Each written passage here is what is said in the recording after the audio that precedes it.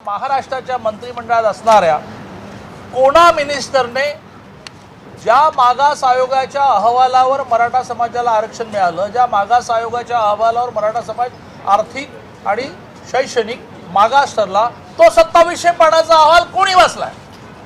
माझं चॅलेंज आहे की हे कोणी वाचलेलं नाही.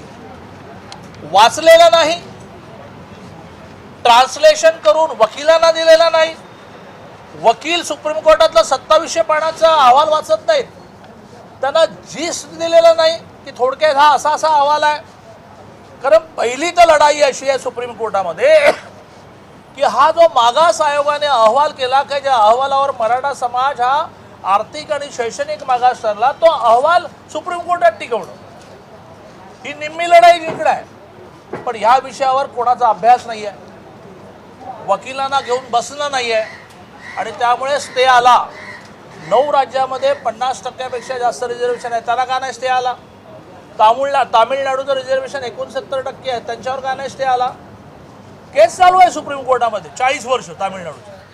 तसं मराठा आरक्षणाला सुद्धा स्टे न देता 11 जणांच्या खंडपीठा 11 जणांच्या न्यायाधीशांच्या समोर ही केस जायला अडचण नव्हती.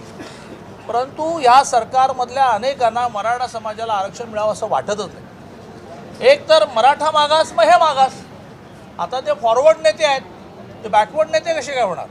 आणि मराठा समाजातला माणूस शिक्षणाने आणि आर्थिकदृष्ट्या समृद्ध मागे रिकामे फिरणार कोण? आणि त्यामुळे 8 ते 20 या कालावधीमध्ये ही केस नीट लढवली गेली नाही. परमेश्वर करो आपल्याला यश मिळावं. आम्ही विरोधक असले तरी सुद्धा समाजाचं हित पाळणारे आहोत.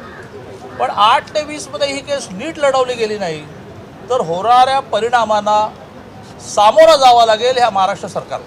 दादा, जिस तरीके से सुप्रीम कोर्ट का कल का डिसीजन है, उसके बाद आपको लगता है कि मराठा आरक्षण को लेकर के लड़ाई बहुत कठिन होने वाली है और कल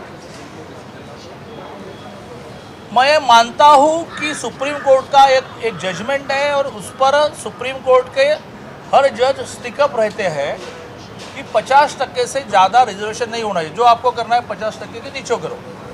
लेकिन उसी डिसीजन में सुप्रीम कोर्ट के चीफ जस्टिस ने लिखा है कि एक्स्ट्रा ऑर्डिनरी असाधारण स्थिति निर्माण होने के बाद 50% क्रॉस हो सकता है. उन्होंने ये नहीं कहा है कि कभी भी नहीं हो सकता. महाराष्ट्र में जब हाईकोर्ट में चली तो बीजेपी गवर्नमेंट, देवेंद्र जी गवर्नमेंट महाराष्ट्र के हाईकोर्ट में को यह कन्विंस करने में यशस्वी हुई कि 32% 32% आबादी जब मागास होती है तो 50% आरक्षण में वो नहीं बैठ सकती. ये एक्स्ट्राऑर्डिनरी सिचुएशन निर्माण हुई, ये असाधारण स्थिति निर्माण हुई और बॉम्बे हाईकोर्ट ने उसको माना और आरक्षण को उन्होंने सम्मति दे दी. मागास आयोग के अहवाल को भी सम्मति दे दी और उसके आधार पर आरक्षण को भी सम्मति दे दी. सुप्रीम कोर्ट में यह आर्गुमेंट करने में हम अयशस्वी हो रहे हैं कि there is a extraordinary situation. आपके प्रश्न के निमित्त 2 और मुद्दे मुझे बताने हैं. एक तो ये लगातार केंद्र की ओर इशारा करतो. त्या राज्यांनी आरक्षण देणं ह्या त्या राज्याचा अधिकार आहे, त्याच्यामध्ये केंद्राचा काही रोल नाही. ज्या 9 राज्यांनी 50% क्रॉस केली तमिळनाडू सहित, ते काय केंद्राकडे गेले नाही आहे. केंद्राला आर्थिकदृष्ट्या मागास घटकाला आरक्षण द्यायला पाहिजे असं वाटत होतं, त्यांनी 10% दिलं. त्याच्यावरही कोर्टात केस चालू आहे पण स्टे नाही आहे म्हणून त्यामुळे कंटिन्यू आहे. त्यामुळे केंद्राचा रोल त्या 10% आर्थिक मागासापुरता आहे. जातीवरचं आरक्षण हे राज्याने द्यायचं असतं. एक मुद्दा आणखीन निर्माण होणार आहे, तो म्हणजे आता केंद्राने असं ठरवलं आहे की त्या राज्यांना जातीचं आरक्षण पण देता येणार नाही. त्यांनी त्यांचा अहवाल राज्यपालांच्या थ्रू राष्ट्रपतींकडे पाठवायचा. पण आपला कायदा जो आहे तो 2014चा कायदा आपण कंटिन्यू केल्यामुळे केंद्र सरकारच्या ह्या निर्णयाच्या आधीचा कायदा आहे, त्यामुळे तो महाराष्ट्राच्या हायकोर्टामध्ये टिकला आणि तसाच तो सुप्रीम कोर्टामध्ये टिकला पाहिजे. नीट मांडणी केली पाहिजे. दादा, केंद्रावर खापर फोडताना त्यांना असं म्हटलंय की के वेणुगोपालन अटॉर्नी जनरल आहे, त्यांनी काल राज्याच्या विधी अधिकाऱ्यांना भेट दिली.